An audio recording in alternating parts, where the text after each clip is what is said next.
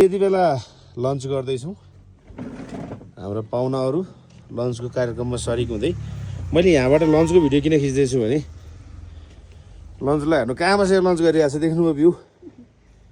ल हेर्नुहोस् हिमालको काखमा बसेर लन्च गर्न पाउनु पनि एउटा भाग्य सौभाग्य नै हो नि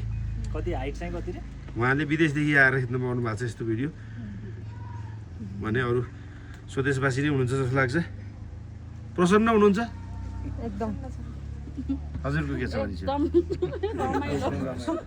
यहाँलाई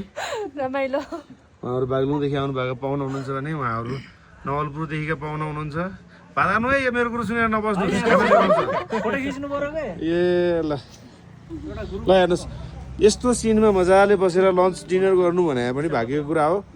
हिमालको काखमा हेर्नुहोस् यस्तो मजाको हिमालको दृश्य यहाँबाट देखिन्छ यति भन्दै अब यो फ्रेममा छुटेको म मात्रै मलाई पनि इन्क्लुड गरेर म पनि खाना खान लाग्यो थ्याङ्क यू